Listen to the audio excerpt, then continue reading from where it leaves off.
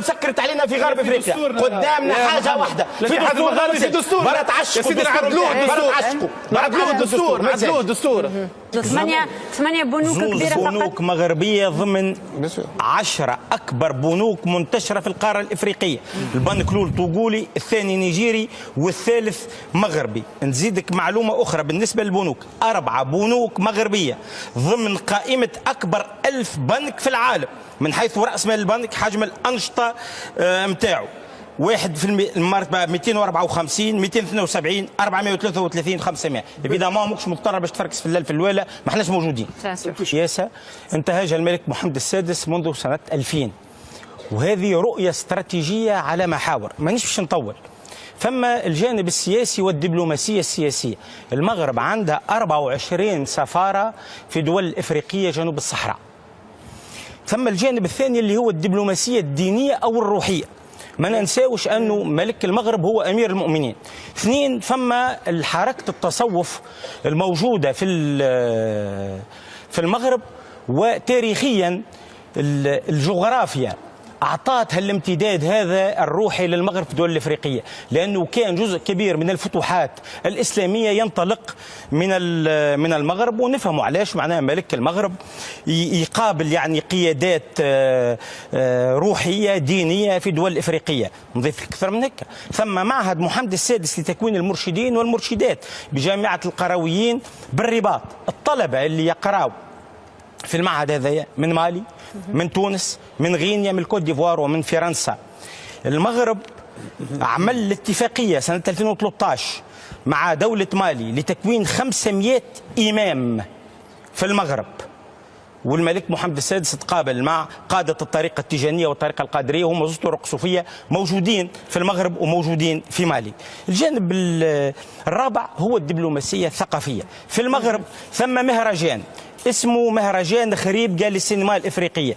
هذا مهرجان يرجع العام 77، وتونس كانت يعني والسينمائيين التوانسة كانوا من أول ومن المؤسسين للمهرجان هذا. الدورة 20 من 9 ل 16 سبتمبر 2017. احنا نعرفوش وقتاش مهرجاناتنا اللي باش تنتظم بسنا وقتاش، هما يعرفوا.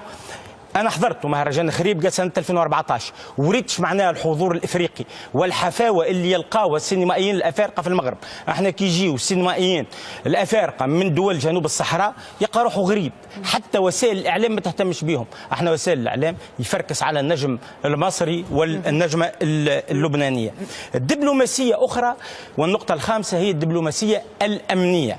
اليوم أكثر من دولة إفريقية الأمن رؤسائها تأمنوا المغرب. نعطيك مثال، دولة الجابون منذ كان علي بانجو الأب كان الأمن متاعه هو مغربي، اليوم ابنه نفس الشيء.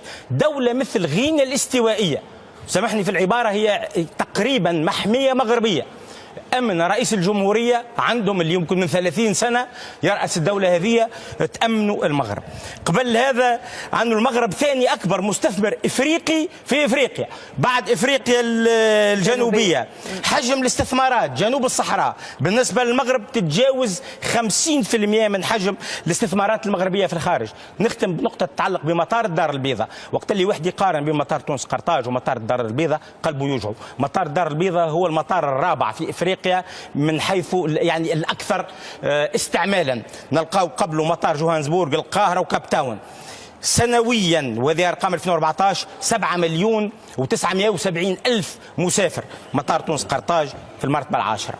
فعل تعليق في ساعة العلاقات المغربية الجزائرية. أني الحقيقة مع احترامي للتحليل اللي قدمه حسن، أما العلاقات الجزائرية المغربية لسنوات طويلة مش تعرف التطبيع اللي يحكي عليه حسن. فما قلت لسنوات، مش ما قلتش لعقود طويله، ماهيش الامور مش تكون بالصوره الايجابيه اللي حكى على حسن. فما في خطاب محمد السادس جزئيه مهمه برشا، هو اعلن وفاه الاتحاد المغاربي. قال حرفيا، قال شعلة الاتحاد المغاربي انطفأت، حلم الرواد يتعرض للخيانة. الاتحاد المغاربي المنطقة الأقل اندماجا في القارة إن لم يكن في العالم. وأعطى أرقام، العلاقات عن المبادلات التجارية البينية بين دول المغرب العربي 3%، والتصويت 39 دولة إفريقية. ومعروف الصراع شكون الدول اللي محور نيجيريا، إفريقيا الجنوبية، الجزائر، والمفوضة السابقة للاتحاد، هذم اللي خدموا ضد عودة المغرب. يعني اعلان وفاه الاتحاد المغاربي، انا بصراحه يعني اول حاجه فكرت فيها طيب البكوش ايش قاعد يعمل في المغرب؟ فعلا الاتحاد المغاربي هذا كيان ميت وما عنده حتى مستقبل، ويلزم احنا نبطلوا هالشعارات اللي ما عندها وين توصلنا. المغرب اختارت طريقها وتموقعت في افريقيا، جنوب الصحراء وتحديدا في غرب افريقيا، يلزم نختاروا وين. الاتحاد المغاربي لا مستقبل له على الاقل في المنظور القريب، يلزم نشوفوا اثنين. ما قلقت حد. احنا حاليا ما عندنا حتى وزن في افريقيا، واللي يقول عكس هذا يكذب او يغالط في نفسه. عام 2014 البي دي جي نتاع تونسير رابح حجرات اعلن عن بعث 16 خط في افريقيا نهايه 2016. تونسير مش تربط 16 يعني مطار في افريقيا. فتح خط وحيد في سبتمبر 2016 نيامي النيجر، وتاجل فتح خطوط الخرطوم واكرا ولومي. في تدخل موقع تونسير تلقى النقاط اللي توصل لها تونسير في جنوب الصحراء، نلقاو نيامي، وغادوغو، بوركينا فاسو، باماكو، مالي، دكار، وابيجان. وين الاخرين؟ وين احنا؟ عندنا 8 سفارات، 8 سفارات جنوب الصحراء، وبعد تحكي تقول لي بعد افريقي. هو بعد افريقي انك تعمل عليه غنايه. المغرب في الخطوط الملكيه تلقى في كل رحله يلزم تلقى استوار اسمر، يعني اسود البشره، لانه هذاك جانب الكوميونيكاسيون بتاعهم. احنا وين الحضور؟ وين الافارقه؟ الناس اليوم انت طالب الافارقه اليوم في بعضهم ولا فما كونسيني ما تخرجش طفله وحده. وحكينا فيه الموضوع هذا معناها قبل اسبوعين او ثلاثه، نكونوا واعيين معناها. وعلاش افريقيا راهو؟ مش لانه محبه في افريقيا، لانه افريقيا ونختم بهذه افريقيا باش الناس تعرف 22% من سكان العالم في 2050. افريقيا فيها 60% من الأراضي الصالحة للزراعة غير مستغلة في العالم. إفريقيا هي السوق المستقبلية. إذا اليوم ما نلقاوش حل، الاتحاد المغاربي اللي يحب يعمل بكائيات ومعناه ويبنك قهوة وسيجارة ويكتب مقال. أما إذا نحبوا بديل اقتصادي، المغرب سكرت علينا في غرب افريقيا، قدامنا حاجه واحده في دستور برا تعشقوا الدستور. شكرا لمشاهدتك، سنسعد باشتراكك بالقناة وإعجابك ومشاركتها وتعليقك عليها. لجان شباب، مرحبا أهلا. اليوم راح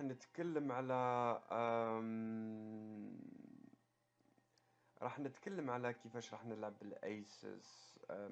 عندنا سؤال من عند صديقنا التونسي، قال لك انا كل مره نلعب الايسز و في شخص او شخصين يعمل كول والله يعمل ريز، انا لما نصعد من فوق لما نعمل ري ريز كلهم يحاربوا وما نربحش يعني كتير.